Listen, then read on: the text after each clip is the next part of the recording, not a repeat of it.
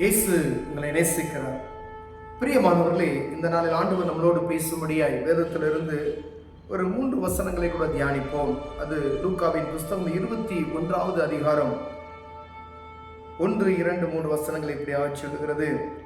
அவர் கண்ணேறிட்டு பார்த்தபோது ஐஸ்வர்யவான்கள் காணிக்கை பெட்டியிலே தங்கள் காணிக்கைகளை போடுகிறதை கண்டார். ஒரு ஏழை விதவை அதில் 2 காசை போடுகிறதையும் கண்டு, இந்த ஏழை விதவை மற்ற எல்லாரை பார்க்கிலும் அதிகமாக போட்டார் என்று மெய்யாகவே உங்களுக்கு சொல்லுகிறேன். அவர்கள் எல்லோரும் தங்கள் பரிபூர்ணத்திலிருந்து தேவனுக்கென்று காணிக்கை போட்டார்கள். இவளோ தன் வறுமையிலிருந்து தன் ஜீவனுக்கு உண்டானதெல்லாம் போட்டுவிட்டாள் என்றார். இந்த ஏழை விதவை மற்ற எல்லாரை பார்க்கிலும் அதிகமாக போட்டாள் என்று மெய்யாகவே உங்களுக்கு சொல்லுகிறேன். நேரங்களில் காணிக்கையை குறித்ததான ஒரு கவலையற்று, காணிக்கை அப்படின்னு சொன்னாவே எங்கு பார்த்தாலும் காணிக்கை கேட்பாங்க அப்படின்னு சொல்லுகிறது நான் பார்க்கிறோம். ஆண்டவர் கண்ணேறிட்டு பார்க்கும் பொழுது அங்கு அநேக ஐஸ்வர்யவான்கள் வந்திருக்கிறாங்க. காணிக்கை பெட்டியில் அவங்க காணிக்கை போடுகிறதை பார்க்கிறார். அவர்கள் பரிபூர்ணத்திலிருந்து அவர்கள் செல்வந்தர்கள் அதெல்லாம் போடுறாங்க. அதெல்லாம் அவர் ஒன்றும் சொல்லலை, அதை தவறாகவும் சொல்லவில்லை. அங்கு ஒரு ஏழை தாய், விதவை தாய், ஒரு சகோதரி வருகிறதை பார்த்து 2 பைசா அவர் காணிக்கை பெட்டியில் போடுகிறதை அவர் ஆண்டவர் பார்த்து, அவர் ஜீவனுக்குண்டானதையும் அவள் போட்டு விட்டாள். ஆண்டவருக்கு தெரியுது, இந்த 2 பைசா தான் அவங்ககிட்ட இருக்கு, இந்த 2 காசையும் அவள் போட்டுட்டா. அடுத்து அவளுக்கு என்னன்னு தெரியாது.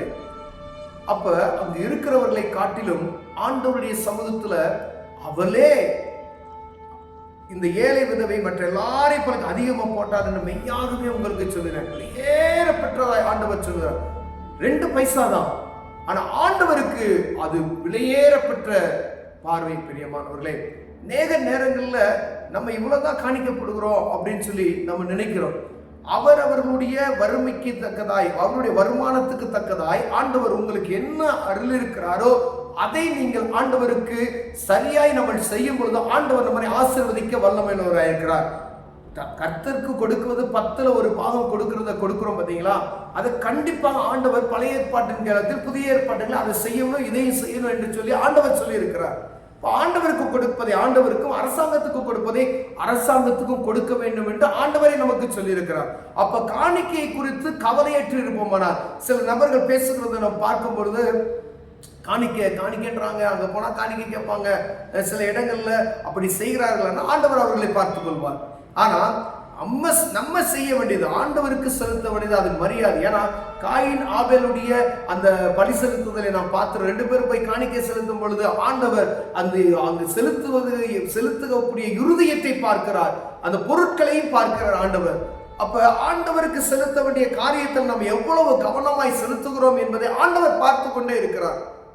அப்ப ஆண்டவருக்கு செலுத்துகிற காணிக்கையை ஆண்டவருக்கு செலுத்தும் பொழுது அது முறுமுறுப்போடு செய்யாதபடிக்கு, இது தெய்வத்துக்கு, இது ஆண்டவருக்கு எனக்கு அவர் செய்த நன்மையை நிமித்தமாய் எனக்கு கொடுத்த வாழ்வாதாரத்தில் வரக்கூடிய தசம பாகத்தில் எடுத்து நான் போடுகிறேன் என்கிற அந்த உணர்வோடு நாம் செய்ய வேண்டுமானால் சரியாக செய்யும்படி ஆண்டவர் விரும்புகிறார். பிரியமானவர்களே, நேரங்கள்ல எல்லாரும் ஆசீர்வதிக்கப்படாததுக்கு ஒரு காரணம் ஆண்டவருக்கு கொடுக்க வேண்டிய ஆண்டவருக்கு கொடுக்காமல் இருப்பது என்பதை நாம் புரிந்து கொள்ள வேண்டும்.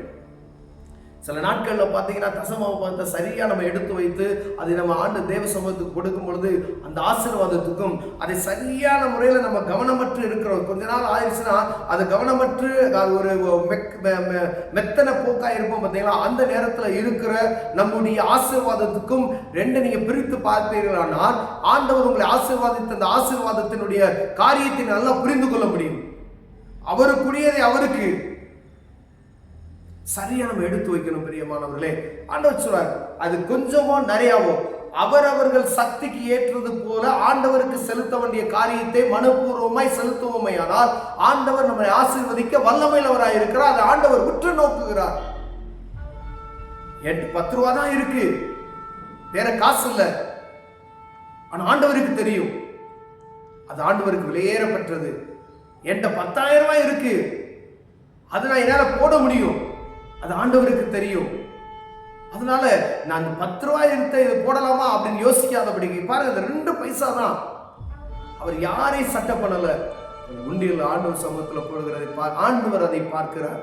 ஜீவனுக்குள்ளாக அதை போட்டு விட்டாலே, அப்ப ஆண்டவருக்கு உங்களால என்ன செய்ய முடியுமோ அதை செய்யும்படியா ஆண்டவர் விரும்புகிறார். அது ஆண்டவர் விரும்புகிற காரியம். அவருடைய ஆலயத்துக்கு நீங்க செய்ய வேண்டியதை அவருக்கு செய்யணும்னு சொல்லி ஆண்டவர் விரும்புகிறபடி, யார் கட்டாயமாய் அல்ல, மனப்பூர்வமாய் அல்ல, மனப்பூர்வமாய். இப்ப ஆண்டவருக்கு செய்ய வேண்டியதை சரியான முறையில் நம்ம செய்யணும். உங்களை வற்புறுத்தல ஆண்டவர். ஆனா சட்டம் வாய்ப்பால் பழைய ஏற்பாட்டின் காலத்தில் 10 தசம பாகம் செலுத்த வேண்டியது நமக்கு கடமையா இருக்கிறது. கண்டிப்பா ஆண்டவருக்கு ஆண்டவர் அரசாங்கத்துக்கு செலுத்த வேண்டிய வரி அரசாங்கத்துக்கு செலுத்தணும்னு சொல்லி ஆண்டவர் நமக்கு சொல்லி இருக்கிறார். அப்ப அரசாங்கத்துக்கு செலுத்த வேண்டிய வரியையும் சரியாக செலுத்த வேண்டும். ஆண்டவர் சமத்துக்கு கொண்டு வர காணிக்கை சரியாக கொண்டு வரும்படி ஆண்டவர் விரும்புகிறார். பிரியமானவர்களே, ஒருவேளை இதை குறித்து தப்பா நம்ம பேசிட்டு, இதை குறித்து நம்ம ஒரு கேலியாய் கிண்டலாய் பேசிக்கொண்டு இருப்போமே, ஆனால் ஆண்டவர் அதை பார்ப்பார். நம்முடைய ஆசீர்வாதத்துக்கு அது ஒரு தடையாய் மாறிவிடும். உங்களால் என்ன செய்யுமோ ஆண்டவருக்கு அதை செய்துவிட்டு கடந்து செல்லுங்க. கர்த்தர் உங்களை ஆசீர்வதிப்பார். கண்களை மூடுவோம், ஜெபம் செய்வோம். அன்பின் தகப்பனே, ஆண்டவருக்கு கொடுக்க வேண்டியதில் நாங்கள் சரியாய் நடக்க உதவி செய்யுங்க. ஆண்டவர் நேரத்திலும் சரி பணத்திலும் சரி ஆண்டவருக்கு கொடுக்க வேண்டியதில் நாங்கள் சரியாய் நடக்க எங்களுக்கு உதவி செய்யுங்க. இயேசுவின் நாமத்தில் ஆமென்.